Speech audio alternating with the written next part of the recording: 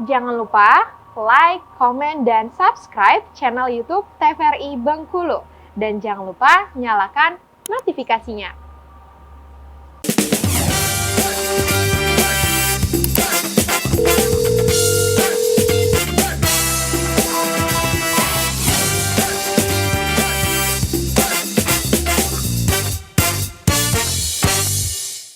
Assalamualaikum warahmatullahi wabarakatuh. Halo, selamat pagi pemirsa. Bagaimana kabarnya hari ini? Semoga selalu sehat dan tetap bersemangat. Hari ini bersama saya Randy Supriyadi, kita bakal bahas mengenai penyakit GERD nih, di dokter kita tentunya.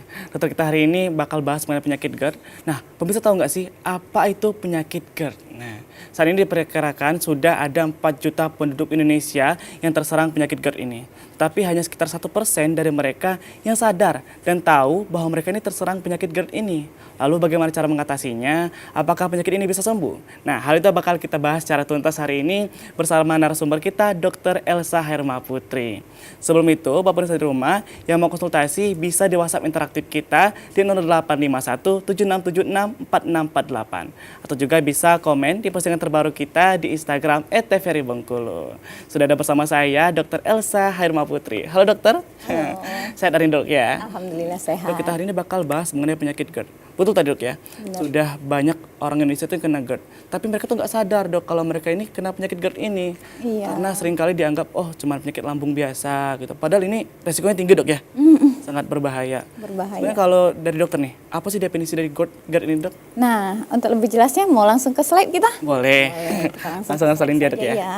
GERD itu sebenarnya definisinya adalah gastroesophageal reflux disease. Gastro itu lambung, esophageal itu esofagus.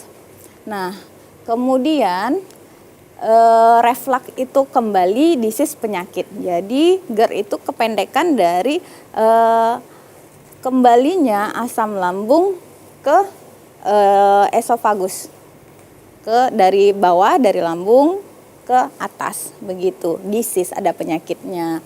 Nah, GERD adalah gangguan regurgitasi. Regurgitasi yang tadi, isi lambung dari dalam keluar menyebabkan heartburn, rasa panas di dada dan lain-lain, begitu.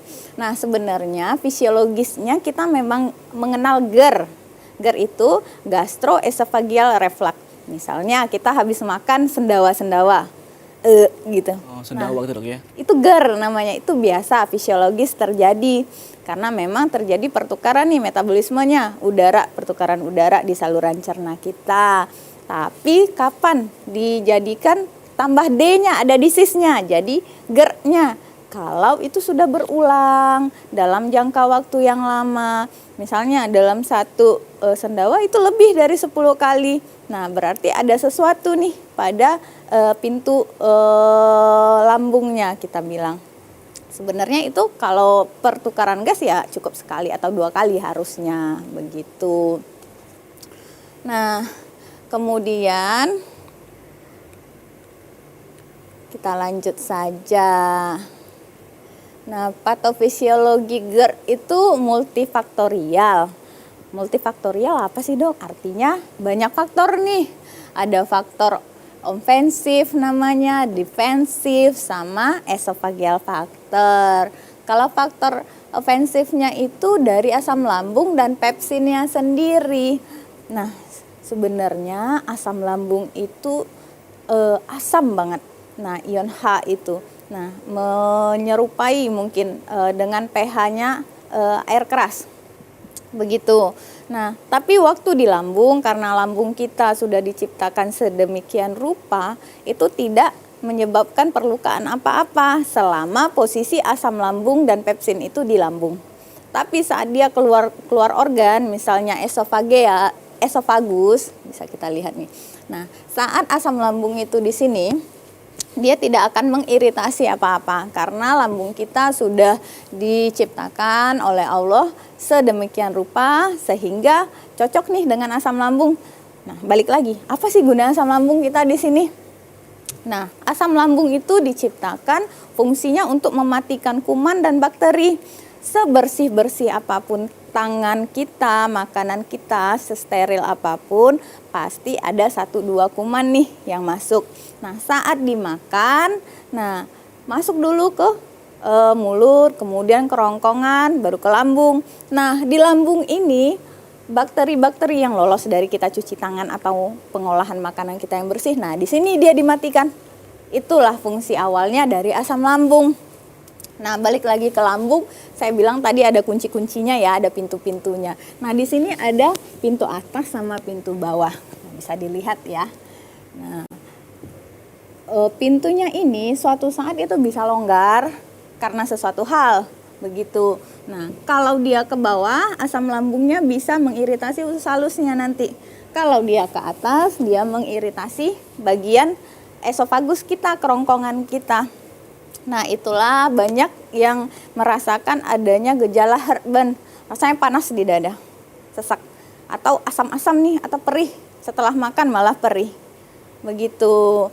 Tapi saat asam lambung ini melimpahnya, dia harusnya tertutup ya, cukup asam lambung itu cukup di dalam lambung saja. Nah, melimpah, luber sampai ke bawah, kalau ke atas rasanya heartburn, kalau dia sampai ke usus, nah itu ada keluhan mules, diare, sakit perut.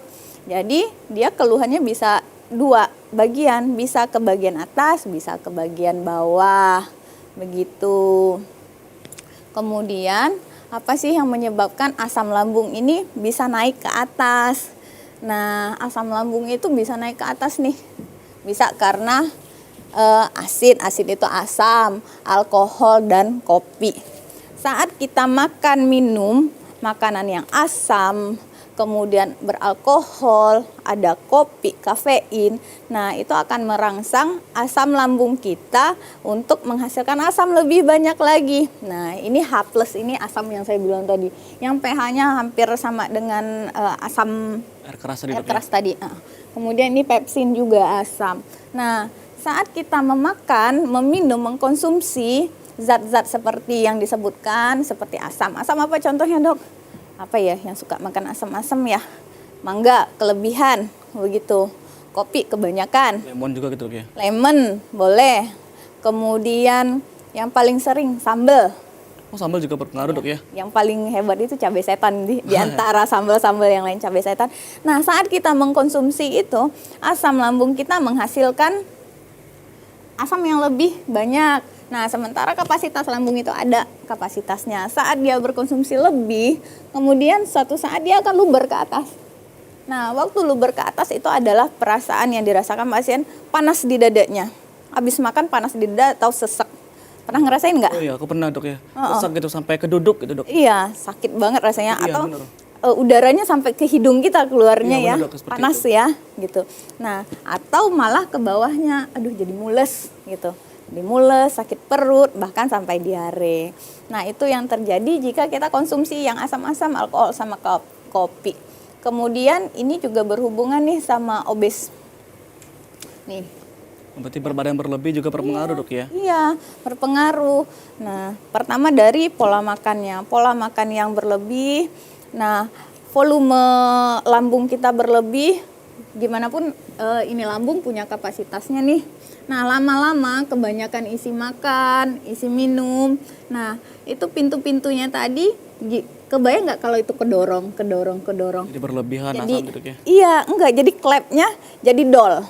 Oh, seperti itu, Dok, ya? Iya, dalam waktu yang lama klep atas ataupun bawah pintunya itu bisa tidak bagus lagi, tutup bukanya.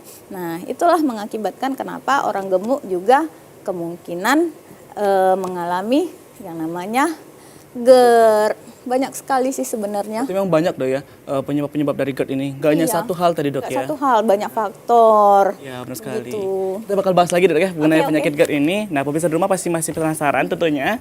Kita bakal bahas lagi setelah ini. Jangan kemana-mana, tetaplah di Dokter Kita.